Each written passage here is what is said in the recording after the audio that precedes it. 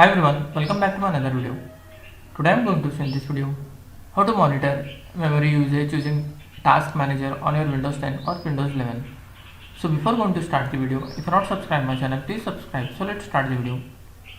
Guys, if you want to manage or track memory usage using Task Manager, then I will show you how to do this. First of all, you have to just right click on your start menu, then click on Task Manager, or else you can just press Ctrl Alt Delete and in that you can select Task Manager. After that you have to click on this Performance tab.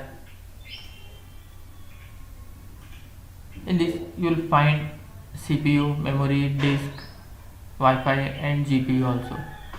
If you are using graphic card you will find GPU also. In this you can see your memory option second.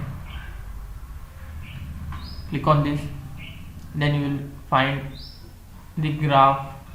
You can see now here you can track your memory usage. That's it guys. So in this way you can monitor memory usage while using Task Manager.